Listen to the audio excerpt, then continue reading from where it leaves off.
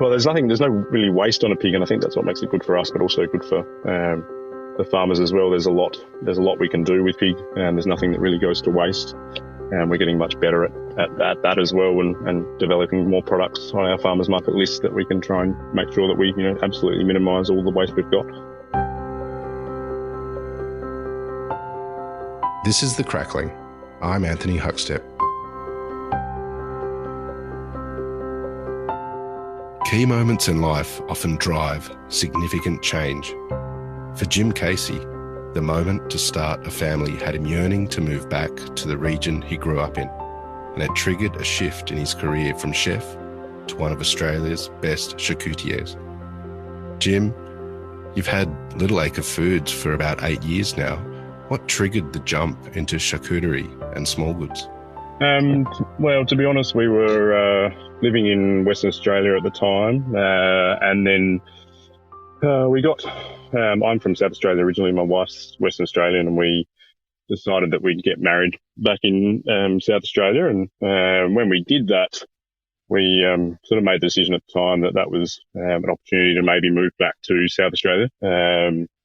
South Australia had always been where I'd sort of had my own passion for food, really ignited every time I came back, especially to the Furrier Peninsula and around McLaren Vale, and the passion I felt for food reignited when every time I came back to South Australia. And so when we decided that we would move back, one of the sort of ideas was that if we were going to do that, I wasn't going to just get another job as a chef, working in a restaurant or anything. I was going to try and do something for myself. So yeah, came up with a few different options, and I guess at the time we needed something that was going to be fairly low risk at the time. We didn't know whether we were going to stay, how that was going to work. After spending so long in Western Australia, we'd sort of just packed up and left basically, and come back over. And we needed something that was low investment, and thought I'd always had a bit of a love affair with the Wollonga Farmers Market, and felt that I could, if we could make a product to be able to sell there, that would be a small start in the business. And it just happened to be that when we sort of moved back at that time was also around about the time that the small bar license was really opening up in South Australia. I think one of the first places to get that small bar license was a place called Cantina Social, which at the time was owned by Justin Lane and Angie Bignall and Georgie Rogers, who have gone off to do other things in the area as well. And after a sort of choice encounter one night there, drinking a few too many glasses of red, I suggested that maybe they needed some pâté on their menu, and it was missing one thing. And sure enough, basically they turned around and said, well, if you know someone that makes it, we can, we'll put it on. And that was that basically. I went away the next day and found some product, and just needed to find a kitchen to make it. And then the story sort of evolves from there, really. Well, I want to dive into that whole world and what you've created with Little Acre Foods shortly. But you mentioned your chefing. Take us back to when you were young. What sort of role did food play for you and your family? Yeah, it's an interesting one, that one. Food was always, obviously always around. It wasn't I don't have a major sort of family food background. I don't have memories of Nana making lots of food and those sort of memories that lots of other people in the industry probably do. But we used to, we'd eat out a fair bit, and my parents were always quite encouraging with, eating different types of food and serving us interesting food. Mum was always really good at just making do with whatever we had, whatever was fresh in the garden. My mum's a great cook, and so was my dad as well. Both all about fresh produce and using lots of colour and lots of interesting foods. My first job actually was with my mum. She was working in a small cafe in Glenelg, and I got a job there at 8 years old, just working, just because I think basically she had needed for me to go somewhere, so I ended up getting a job there as a little kitchen hand, washing dishes there at 8, which was my first exposure into a kitchen, I think. What was it like for you then? Was that a trigger for you to become a chef? I think so, to be honest. I've always had a really great interest in food. Grew up sort of, in that environment. I spent my teens working in the fast food industry, and that sort of, even though that's not where I wanted to end up, it certainly gave me the insight into what the industry was about. and I did a lot of school work as far as catering at school and things like that. So I spent a lot of my youth in kitchens and working in the industry. During your career in the early days, is there any places that are really integral in the development of you and food? I guess I spent a lot of time in my apprenticeship in South Australia. I spent a lot of time working at Eagle on the Hill Hotel back in the day in the Adelaide Hills, and worked with a chef there called Tim Whitehorn. And he was actually one of Maggie Beer's first apprentices way back in the day. And he was really influencing a good influence on me as far as what it took to lead a kitchen, what it took to produce good food. He was a great role model in using local products. I don't think it was, back then, we're talking sort of late 90s, the sort of nose to tail approach wasn't really a big thing then, and nor was not necessarily the local produce was either. So we, he was big on that and engaging local farmers in the area and using local produce and local cheese makers. That back when sort of Woodside cheese first was on the scene and things like that. And I remember using stuff from him. So he was a big influence on me. Tell us about your career as a chef prior to the creation of Little Acre Foods. You said you ended up in Western Australia as well. What sort of chef were you, and tell us a bit about your food? I spent a lot of time travelling around Western Australia, so we moved sort of around a fair bit and then settled in Fremantle and worked mainly the cappuccino strip down there, a few cafes and things like that. I then did a bit of a stint at Clint Nolan's place Harvest, which was a big steep learning curve for me there for a while. And after that, I actually, after sort of spending that much time in the industry, the pull in Western Australia got offered to go work up north in some mining camps and run some catering companies up there. And as much as it's not necessarily the culinary delight that I'd love to say I had, it was a great experience as far as what you can produce when you don't have all the money to spend on food.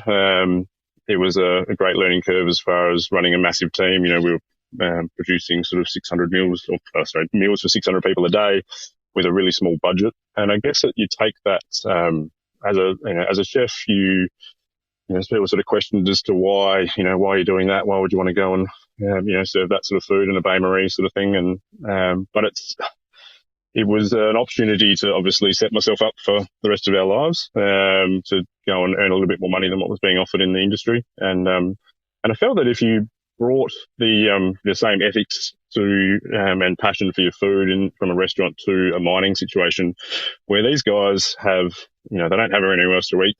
They have to eat there for 3 days.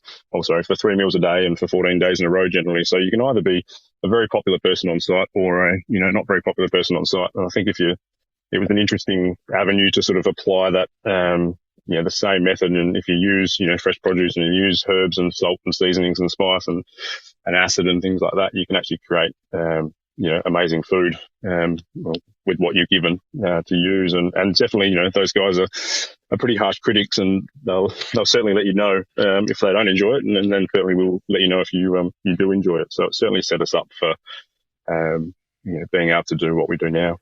Cooking interesting and healthy meals for 600 people a day is huge. Do you have any stories of that time and the sort of what it took to pull it together and what you were cooking? A lot, yeah. I mean, you're relying on not very many staff. There's pretty low, low budget. Just the sheer amount of food you're producing and how well organised you have to be. And I guess trying to translate it to what we do now, it is very production line sort of stuff up there, making sure that you're well ahead of schedule for getting food out, just what sort of food did we cook? Lots of wet dishes, lots of roast, lots of fish, lots of trying to come up with interesting ways of turning, they're there for 14 days, so you've got to make sure they've got a fairly different variety of food on offer for them during that period. Um, yeah, and it's amazing what 600 people can eat, the sheer amount of food that they can go through, and trying to do things properly. And I guess that's the we were cutting calamari to order rather than buying in frozen calamari and things like that, and so trying to do the best we could. What did you enjoy about your time up in the mines? The people and the flexibility of lifestyle. I think you needed it at that time. I was sort of a bit over the industry as far as working late nights and weekends and missing and not getting many holidays. So I really enjoyed that time up there in freedom, and then lifestyle in being able to have a week off every sort of 14 days, and then getting you could take a holiday when you needed it. It wasn't you weren't letting anyone down by getting out of the kitchen sort of thing, whereas, a restaurant, it was always a hard thing to try and find a holiday. Whereas up there, you'd just be able to have your week off, and that was fine. You could leave your work where it was and enjoy life, which I think is a big part of, what we do now. You mentioned the steep learning curve at Harvest in WA. Take us back to that time. What were you learning, and what was it like in that environment? I think at the time I'd been running a little, prior to that I'd been running a little, a little restaurant cafe in the sort of other end of Fremantle, and sort of as a head chef there, and stepping into a much higher quality restaurant. I realised where I was at as a chef and what I needed to learn, and what it was going to take to get those skills, and just seeing. And I think I was approaching some of the other restaurants I was working in a sort of it was all about what I wanted to cook. At the time, I was probably a bit young and a bit arrogant, and not looking at it in a sense of what was actually best for that restaurant. And I think moving to some of the other restaurants, especially that one at Harvest, was, doing what was right for there, and learning, that finer details, and some of the stuff that we do now, I sort of picked up there. I think that was the first place I ever made a rillette as well. And learning some new techniques and things like that there as well. Just having a really strong influence of some chefs that had worked in some really quality restaurants, which I hadn't sort of had that influence before. Take us back to that time, and you stumbled upon the opportunity to start the business, and with Wollonga Farmers Markets as well. What was it like creating the products?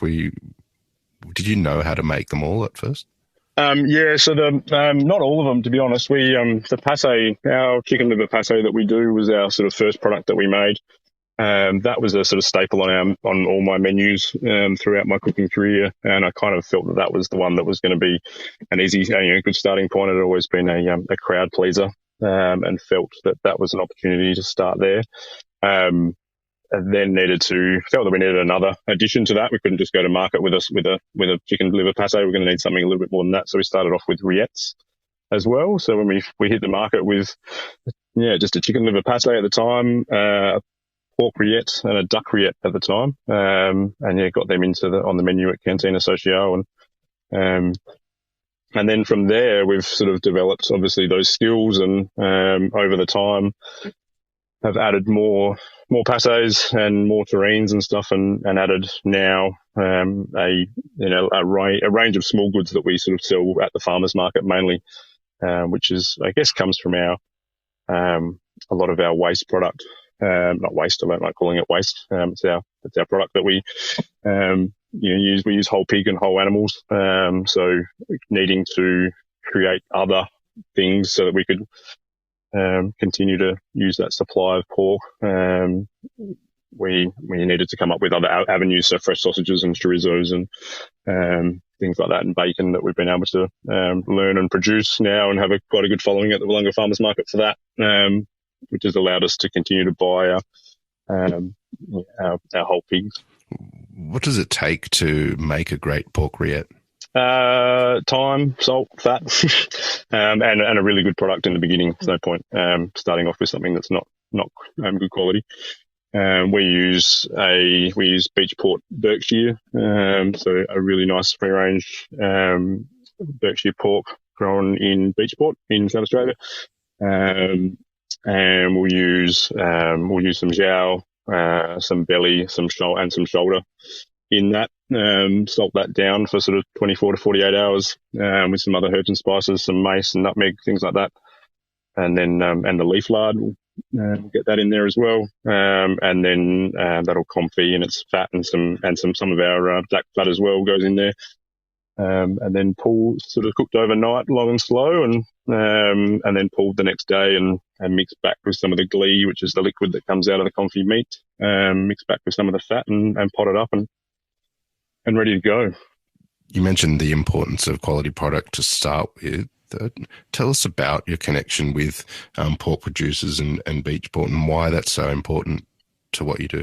We've had a really good connection with all our suppliers, not just pork, but pork's we use quite a lot of that, obviously. The relationship we've got with Beach Pork Berkshire at the moment is fantastic. We've been sort of engaging with them over the last probably 4 to 5 years, to be honest. And these relationships don't, start off. You need these relationships to develop over time. We've probably only been using the pork consistently now for 2 years. When we first engaged them, they weren't supplying to Adelaide at the time, or we weren't big enough to be able to take X amount of pig that it was going to be needed for them to be viable. But so now now that's sort of over time, it's sort of, we've got bigger, they've got more avenues. We've sort of engaged other places in our general area to help sort of try and take some pork for them, which makes it a bit more viable for them to drive this way for the abattoir. And now we've been using their product for a couple of years. It's a beautiful free range Berkshire pork grown on pasture. They're an APIQ certified free range supplier. Just having that connection with them, trust, growing together, and knowing what we're getting every week is fantastic. And I just love that we're able to stay in that relationship. It's not like something you can just ring up and get it that week and start. And that's something we've learned starting the business. We really wanted to be able to use really ethically sourced product and get it locally, but you can't just start that on day one. You can't just ring up someone and get their product instantly. It's a long-term, building relationship. They want to know, how you're going to use it, what are you going to use it for, how much you're going to use, and those things take time. And that building of relationship. A great terrain is an incredible afternoon snack or start to a meal. You've got a pork and walnut and verjuice terrain. Tell us about the process to create a great terrain. Again, I guess you're starting off with a really great product, and then we bone all our own pigs, so we'll get in whole pigs, and then we will bone the shoulder. We use mainly forequarter and shoulder in that. We'll also in that use a little bit of jowl and some belly trim. So and this is how we obviously use up our whole pigs and making sure that we separate them as to how we need them and bone them out the way we need them. We'll trim our bacon a little bit shorter than a normal rasher bacon and use a bit of that belly, which we find really helps soften the terrain a little bit, adds a little bit extra fat through it. And then obviously really good quality back fat off our pigs as well. Go in there. So we'll bone all that out. We'll let that sit overnight in some pepper and brandy and wine and things like that and some spices. And minced the next day, and then added all our garnishes and herbs and walnuts for that one, or duck and fig for our other pork duck and fig terrine. We'll add all that. And one of the main processes in getting that right is our throwing. Once we've sort of minced it and mixed it with our egg whites and things like that as a binder, we throw the terrine into the molds, and that's the technique, I guess, is used to try and eliminate any air pockets into the terrine, and then wrapped in cool fat, and then baked in the oven. And so they're a long process. They're sort of a 3-day, I guess, by the time probably 3 to 4 days by the time they're actually sliced and packed and cooked in a water bath in the oven till they're sort of at the right temperature. And they're also one of the ones that are, one of the really high risk food products that we make, and a lot of testing around terrines and listeria and things like that. So they are a really careful product and one that takes a lot of time and care to get out to market. What is it about a pig that makes it so versatile for what you do? Well, there's no really waste on a pig, and I think that's what makes it good for us, but also good for the farmers as well. There's a lot we can do with pig, and there's nothing that really goes to waste. And we're getting much better at that as well, and developing more products on our farmers market list that we can try and make sure that we, absolutely minimise all the waste we've got. What makes it really good for what we do, the age. So we're trying to get them a little bit older and a little bit bigger than what is a retail pig. We sort of try to get them into that sort of 80 to 90 kilo range where they've worked pretty hard, had a bit of a life, foraging around the paddocks. They're growing on grass, so they've had good feed. We're obviously looking for really good quality fat content, that sort of greasy fat that sort of when you hold it in your hands, you can feel the grease coming out of it. And they're just, really, but, we make, I've probably lost count how many products we make out of it now, but if you look at what a whole pig comes into and what you can end up with, it's amazing. And I think people, a lot of people try and do a pig day themselves with family and things like that. And it's amazing what people say after. Friends always say, "Oh, we should do a pig day and we could make this and make this." And it's like, it's a lot of work. There's a lot involved in it. It's not just a matter of, it's not a fun day drinking beers and making sausages. There's a lot more, you end up with a lot of product at the end and a wide range of products. Unfortunately, we don't do any of the, hard cured sort of products and the fermented stuff. That's not our game. Although I'd love to learn more about it.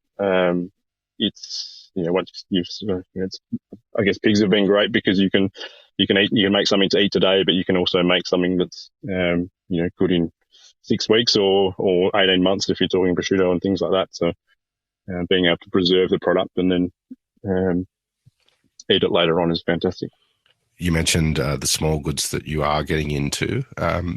Bacon is much loved everywhere, but there's amazing bacon that really sets an example for it. Do you have any stories of the success of when you landed on a great bacon? I think just knowing how when you feed it to your family and friends and the customers we get at the farmers market and the comments we get back, they're the stories that we love to hear. How much people just keep coming back for it and just say that's the difference between what is available commercially and what is there's some great people doing artisan bacon all over the country and just trying to educate people as to what that is. And I guess that's our sort of love affair with the farmers market, is that connection to our customer, getting that direct feedback straight away. And if we've had fails there where we've made them too salty or too sweet or this, that, and the other, and you sort of you're sort of trying to learn from that and pull things here and listen to people, but also just the amazing feedback you get from people, trying to explain them how to cook it, what to expect, and what to do with, what other things they can do with the bacon as well. We try and tell people to, use the ends. We've got usually ends that we can use up and stuff that they can use in guanciale. Use as for carbonara and pasta and things like that, and soups and what flavour they're going to get. We often tell people, you're going to get, instead of getting a whole bunch of liquid coming out of our bacon, because we don't pump ours, we dry cure ours, you'll end up with some rendered fat in the pan. Save that fat and throw it through some, your next lot of roast potatoes. Don't waste that fat. We've paid for that fat, and so have you. So if you don't like it, just don't throw it away. Just use it for something else. And I think that's sort of our job as producers and at the farmers market is to help educate people. How important are the farmers markets for what you do? Really important, Huck. They make up probably about 12% of our income these days. Overall for the year, which was quite a lot. But just seeing that we probably get about 65% of return customers are, our regular customers every week, if not more. And it's our opportunity to explain to people what we do. It's explain to people why food costs what it costs, and trying to get that through to people.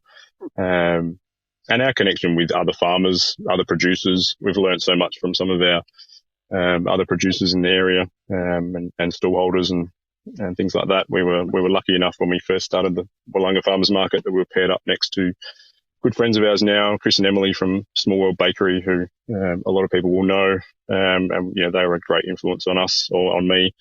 It's just the way that they go about their business and what they produce. and how they produce it, and the lengths they'll go to get full flavour out of their product, to the point that now they're sort of growing. They grow their own grain now and mill their own flour to make their bread.